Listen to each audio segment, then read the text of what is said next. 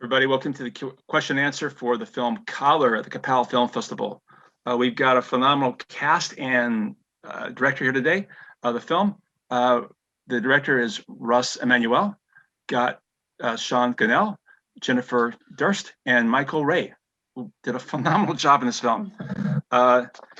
Russ, give us an idea of how this whole idea, how you came with the idea, and how the film evolved.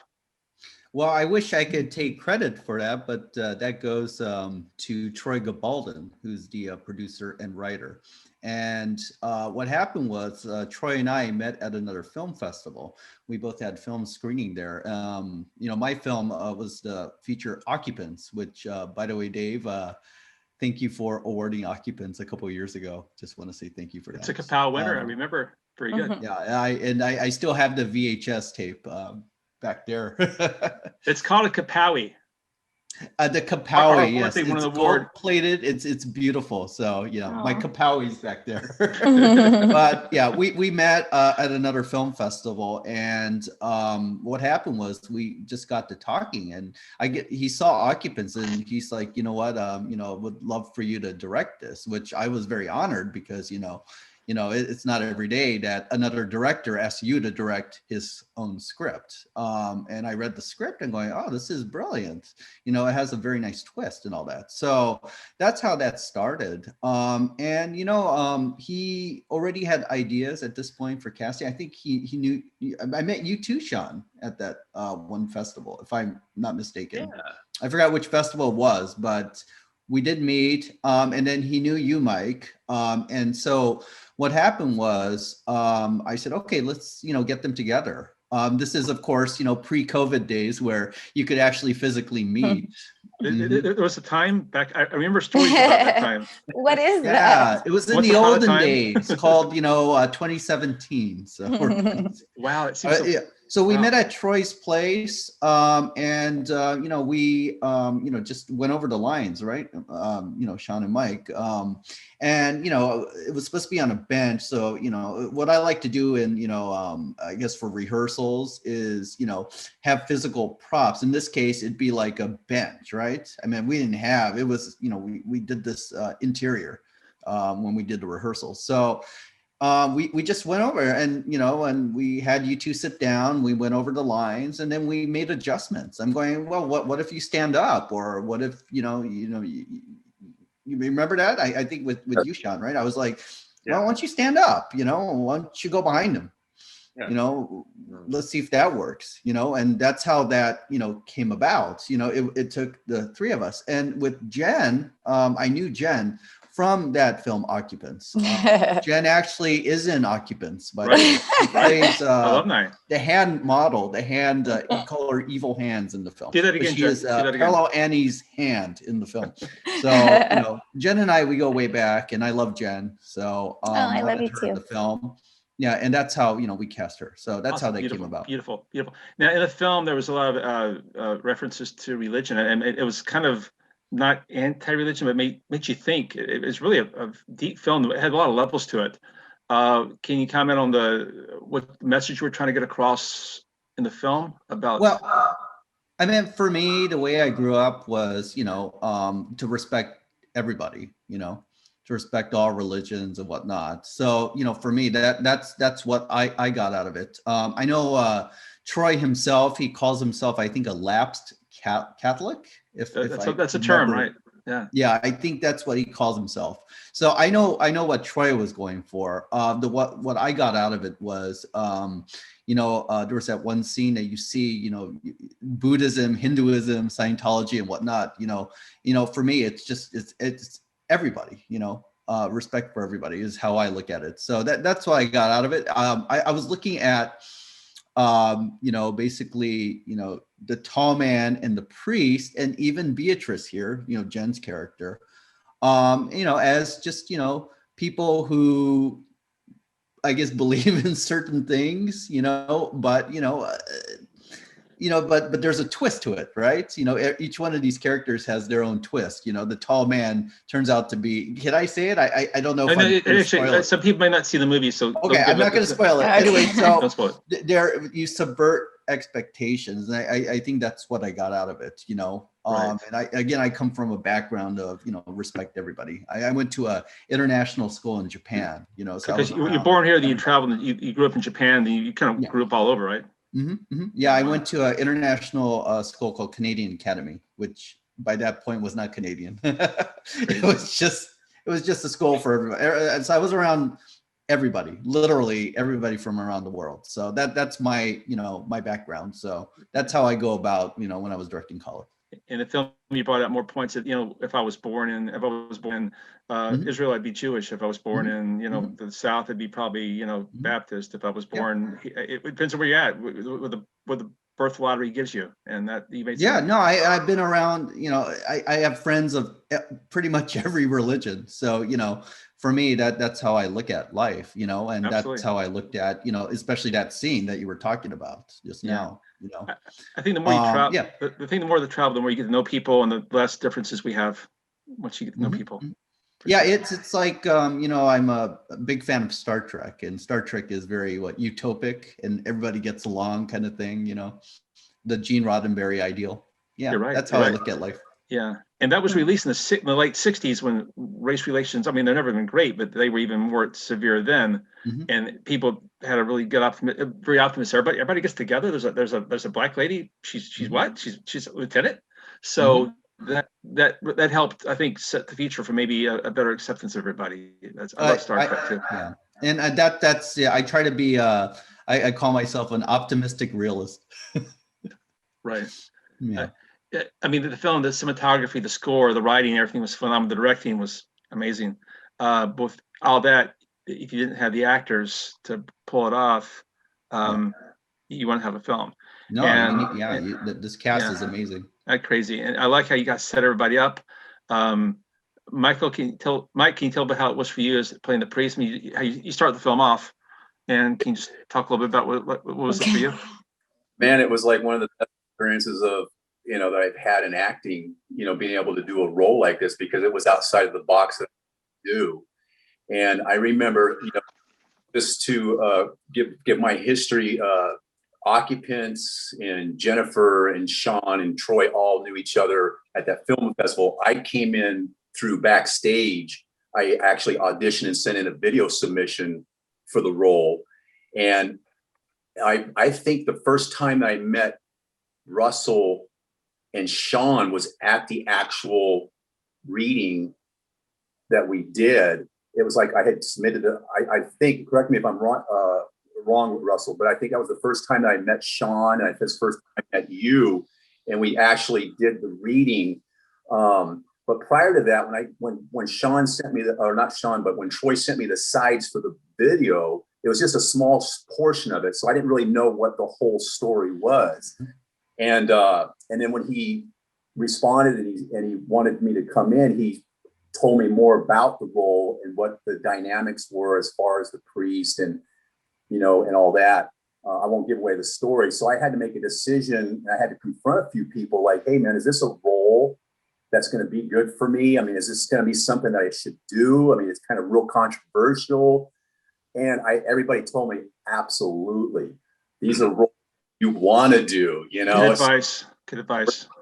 I embraced it, and then once I committed to it, it was fantastic. And you know, of course, you know, the religion part of it is like, you know, everybody comes from all walks of you know, spiritual beliefs and stuff like that. And that's the beauty of acting, is that I don't have to be a priest, I don't have to be a Catholic, but everybody has some type of spiritual power that they draw from, and that's what I had to tap into. You know, not everybody has the experiences that happen in this film happen to them, but they have certain experiences that they can draw from, and that's the place I went to in this role. Take me to that place, and that's the beauty of acting. I don't have to be a priest. I don't have to have committed the event that happened. I can go to a certain place, and that was, for me, it was the whole experience was great. Even to the day of filming, when we showed up, and I don't know who wants to talk about the windstorm that Yeah, the Oh, wind. man. Yeah. Yeah. all That, we show up, and it's like, you got to be kidding me, man. But about the wind, Mike, thank you for reminding me. So the wind, Dave, was really bad on that day. And So I remember bad. I was driving to the set and Troy was already there and he had rented an RV. And yeah, he was there like, I don't know, or like an hour before. I mean, he lives very closer than I guess we all do to the set. So he was there like number one. And he was very sad and very depressed. And he's like, Russ, I don't think we could film. It's too windy. I saw a trash can just roll by. I'm like, a trash can. Not good. So I'm thinking, okay. It was bad. Yeah, it was bad. And we were all there. And I was thinking outside the box, okay, what can we do with this? You know, I mean, what can we do? I'm thinking, oh, this, could be a good way to, I was telling Mike and Sean, or especially Mike here, he starts out the film. He's like, you know what? This is your motivation for leaving. Remember at the beginning? Because of the wind, it's too windy. You can't read your Bible anymore. Because, the pages kept fluttering, they literally were fluttering because, you couldn't keep your book open. So we used that as the motivation to start the scene and why there's nobody else there because everybody had left because the wind was too much wind. Yeah. I'm not thinking you think it might have been just a coincidence or maybe it was a divine spirit going down and making your movie better. Yeah, maybe, the divine spirit was with us, for the shoot because the other blessing that we had was we had no ADR in this film. Wow. Yeah. We had no ADR, which I was very shocked and surprised considering that the wind was so bad. And it's such a dialogue heavy film. Yeah. So that's what was even worse when the wind was, I was like, uh-oh. Yeah, so Exactly. our sound mixer on set was Chuck Rockford. Our sound designer in post was Sean Fahimian. So it's a testament to both of them that, Both of them are awesome. I don't know. There was no ADR. Wow. I was surprised. Makes your post so much better when you don't have, can you stop by Wednesday for 6 hours and put a mouth off the screen? That's great. Yeah, and then we shot all day, and we actually had pickups that we did. If you remember correctly, we had to go back, and we didn't have sound at that point, but that was okay because we were just gonna match, what was already filmed. So it was like some of the scenes where we had to shoot them from behind the bench. Those were pickup days, and we recreated the look and all that. But I remember at like 4 p.m. or so, a soccer team came by, or nothing we could do about that. So we had the wind at the beginning of the day, and then the wind died down. Then we had a soccer team, And I thought, I think Troy went and told them if they could be quiet. I think it was like we're playing soccer. Yeah, he just. How are we gonna be quiet? We saw him walk all the way to the distance, and they're like, we're like, oh my goodness. So you had the Santa Ana Winds, you had the soccer team yelling and scoring goals. Then at least you didn't have a swarm of locusts or anything that come in. That would be the divine sign of the swarm of locusts that come in and try to shut you guys down. Yeah, that would be bad. Sean. Yeah. So you appear on screen second, and I don't want to give the film away, but everything's so pleasant when it begins, and then you show up. Can you tell a bit about how everything was for you, filming was for you? Yeah. So my history with Troy, I've known him since about October of 2015. I actually submitted for something on Backstage as well. He was casting a spec commercial as part of a contest to get onto the Super Bowl. So I shot with him at his house. Like he in a way, when I submitted, what he did is he invited me out for coffee out in Anaheim, and I met up with him, and he's like, I just actually wanted to meet you, have a conversation. I really like your energy. I think that you could work really well with my script, and I just really want to get to know you as a person. And it was not even really business-esque. And that's the thing I think I've always really appreciated about Troy, is that Troy really just wants to take the time to really establish a connection, build a rapport. And I felt that from him. And then we did the spec commercial we did like a week later. And then I just started doing a bunch of projects with him over the course of 2016. And then he started floating the idea like, hey, I've got this script idea. It's two people on a park bench, it'd be a priest and a young man, and they start a conversation, and then where the conversation goes, it's something I really want to do, and would you be interested? And I was like, yeah, I've worked with you many times, and I love the way you write. Let's make that happen. And then I went to that festival. I don't know if I did. I think I remember I did meet you there, Russ, briefly for Occupants, and we said hi. But then he started talking like, I want Russ to direct, and I've sold him as an actor, you as an actor to him, but I want you to come meet him. And I went location scouting with Troy and Russ. And in that time, Russ and I also started building rapport and getting to know each other. And then IMDb went up. I saw I was cast. I'm like, okay. So I had a month to go to work. And as everyone says, this entire spiritual experience, my experience growing up, I have Christian relatives, and ever since I was young and I would go to church with them, I never felt, because I've always been open to the idea of God, but I always felt like I was surrounded by people with agenda.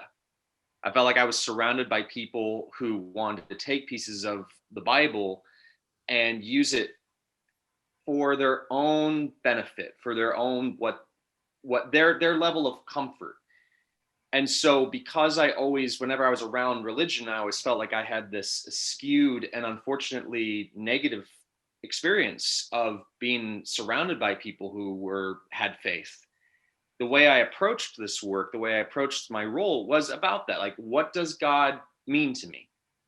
And when I talk about God, like the idea of everything, of all encompassing, because that's what I believe, like how Russ was talking, we all have something that we believe in, we all have something that pull us through. And so that was for me to go to work with it.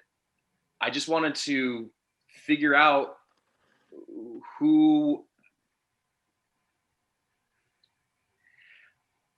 I just wanted to basically see and like take as many secrets as I could, or play with as many things as possible to say, what fleshes this man out? What does he believe in? And like, what is he okay with? What is he not okay with? And I just started to just experiment and play.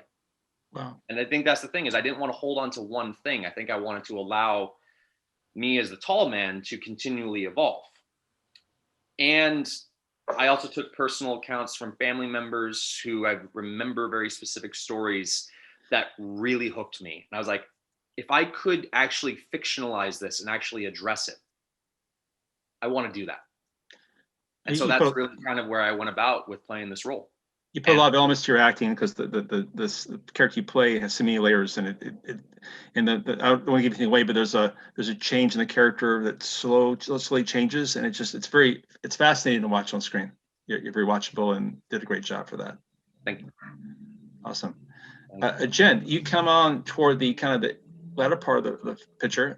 Yes. How was everything for you? You got these two guys that are tight, and then you come in. How's everything? Well, first off, the acting of Sean and Michael was like, I was so amazed by it, because it was such a dialogue heavy and strong dialogue. So I was on set the day they were shooting, and I was like, how are these guys doing it? How are they making this so real and amazing? So to you guys, and of course, Russ directing it. So that was great with all the wind and stuff. So you guys were awesome.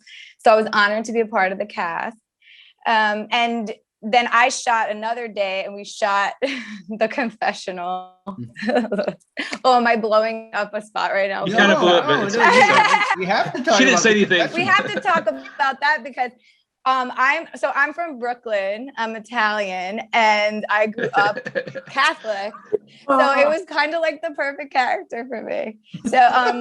So there wasn't much going on that I had to like train for. I was like, just bring back the Catholic roots that you grew up with.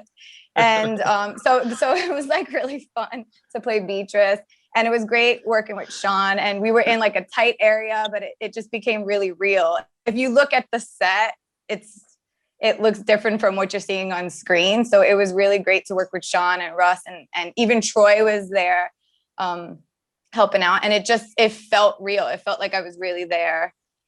And it was awesome. It was an awesome character. I wish she could come back somehow. She's one of my favorite characters. Well, Well, so it didn't feel like the producer's garage. It didn't feel like the producer's. I mean, it did when I had to sit on a pillow, but then once you said action, and then I got into it, like it was really, it was great, and I felt like I was really there. Yeah, it was a set. So, it was a built set, and we were able to get, different angles because it was a set that we would never have gotten in an actual confessional in a church. And it's so well done. Like when you see it, it's just so well done. Like it really looks like. Oh yeah. Yeah. Thank you. Oh, well, I mean, a testament to the DP, Emile Harris, who's also the editor. And Harris and I and you and I, Jen, you and Harris, we all go way back. So he was part of the film we mentioned, Occupants. I mean, he was the DP of that film. He was the editor. So I mentioned this before, but I trust Harris inherently. To come up with the shots, to edit the film. He's very good with pacing. So, to have somebody like Harris as my right-hand person is, makes me feel comfortable as a director. And I knew that, whatever shot he set up, he's going to make it look good. And of course I discussed with them, why I want certain shots and whatnot. But yeah, I knew, with the fog effects we had in that scene, we had a fogger. I think it was water-based. I hope it wasn't oil-based because it would have ruined the producer's garage. But yeah, no, it just looked great. And then when he put the film together in post, we had a wonderful film. And you mentioned the score, Dave, by Vasilis Malesis, and I worked with him on film like Occupants. It just his score. I considered the composer to be the unseen actor. That was another character in the film for sure. I agree. Well, it's a character that emotes, I guess. I mean, it has to emote. I mean, that's the whole point of the music, right? Is to help with the emotion. But yeah, just like Sean, Mike, and Jen here, I want to give the composer or the music an arc. Right. And the end song, the song played during the ending credits. Who did that? That was found by Troy. And I think he found it through I forgot, Pond 5. I think he found the music for that. Awesome job. And yeah, it's like it's like a lament, I guess. It's just you see this film, you see the confessional scene, and then now you have to think, right? And that's what the end credits are for, is to contemplate, what just happened, and I think the song really complements, to cap off what this film is, Collar. Yeah. Right. You had a great team. You had a really great team. I want that song to be able to do in karaoke. I think I would. A lot of notice from the audience. Phenomenal work. So proud to have you a part of Capel. Let everybody go through, just starting with the actors and end up with Russ. What are you guys working on next? What's new for you? What's next in your project? And if someone wants to get a hold of you as an actor, what's the best way? Are you Instagram, that type of thing? Mike, want to go, Jen? Oh, I'm starting. Whoever wants to go first. I'll go last since I was Finn in the movie. No, Jen, you first. Ladies first. You are on my screen. You're at the top left. So. Okay. Well, I have a website, jendurst.com, so you could get a hold of me through that. I also have I have 2 Instagrams, but I'll give you my normal acting one, Jen Dursty, at Jen Dursty on Instagram. Right now, I was just in like a family-friendly alien movie called Alien Danger with working on a few things. I don't know if I'm allowed to announce it, but there's a few things up this year that I might be a part of. So that's cool. But it's been, other than that, it was like obviously pretty slow last year. So, but pretty cool. So hopefully the things come through this year that are being spoken. Spoken, yes. Your lips to God's ears for sure. Yes, exactly. Mr. Gannell. Mm-hmm. So last year, it's interesting how COVID has affected everyone. I will say last year, I was able to have a fair amount of work happen. One of them is actually going to be my most prominent project from last year is going to be airing on the Lifetime Movie Network on March 5th. It's a TV movie called Dangerous Medicine, and Nice. I play one of the supporting characters. Actually, my best friend from college, he and I met for burgers and beer around Christmas 2019. We said, let's make an intention for 2020 that we're going to play brothers in a movie. And I don't know what happened. I believe everything happens for a reason. We play brothers in this TV movie.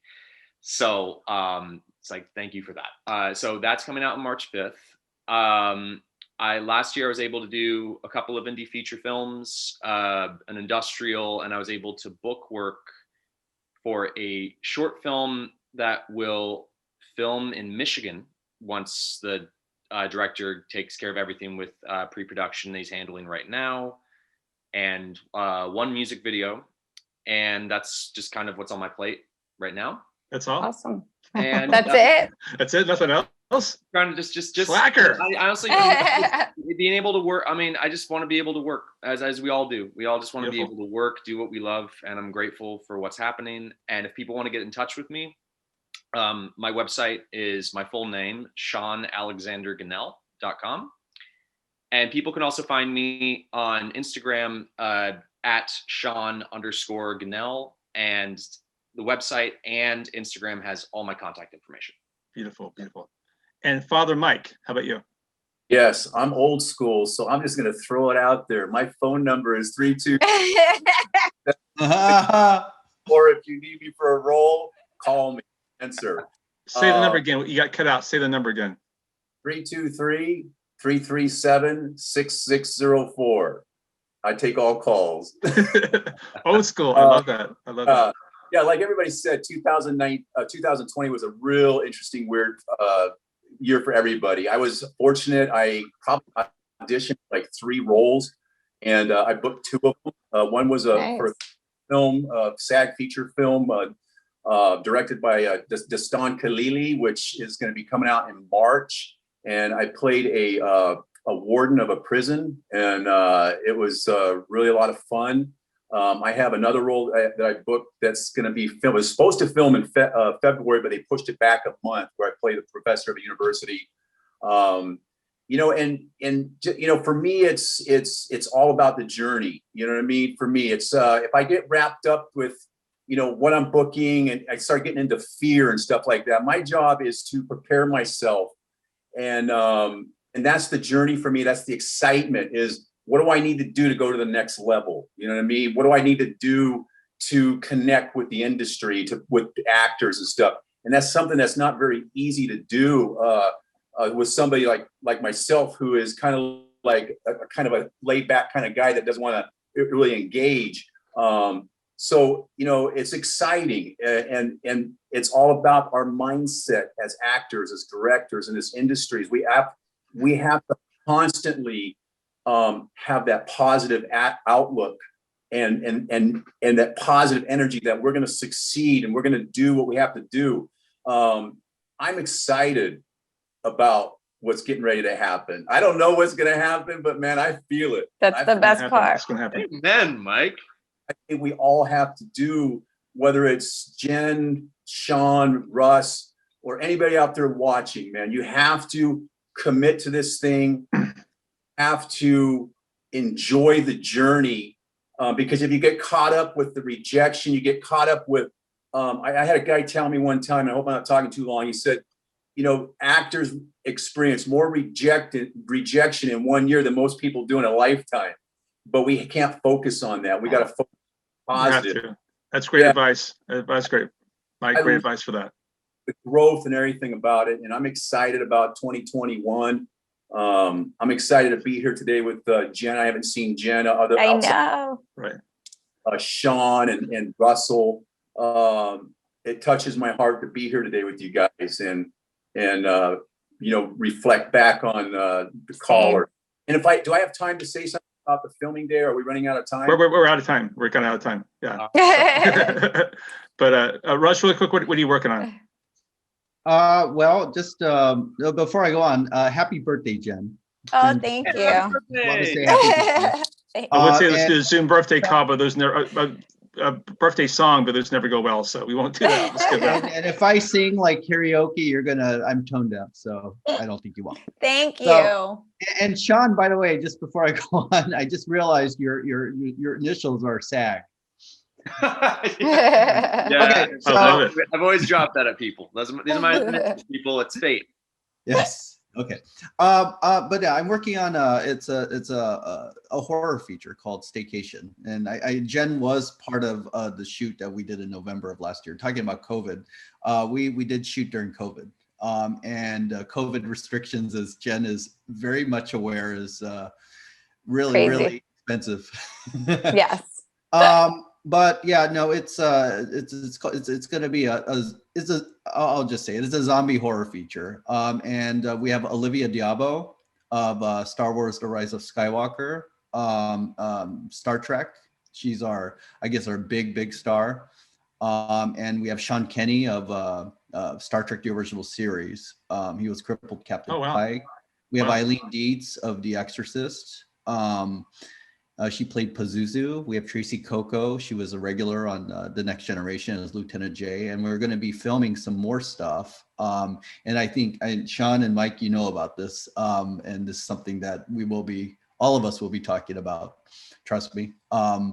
But we will be filming some more with Lorraine Landon, like Airplane 2, and Kelly Maroney. Yeah. Wow. I'm looking forward to this. Night of the Comet. And wow. If someone was going to touch with you, how would they go about that?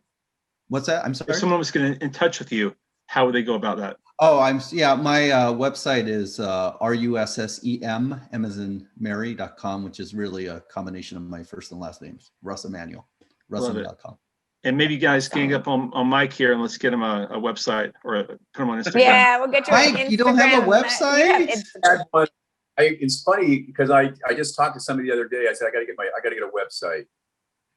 We got to work on them, guys. Work on it. And you had Instagram, didn't you? Weren't you? Or you still do? See? Yeah. Work on him. We got to give him more public profile on his social media. Awesome. It's a word. It's a word, Mike.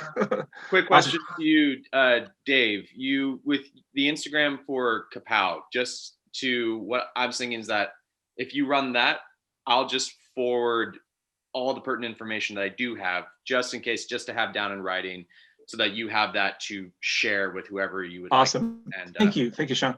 You're welcome. Awesome. Okay. Guys, thank you very much for being here with us. Phenomenal film, great message, great story, great storytellers, great actors.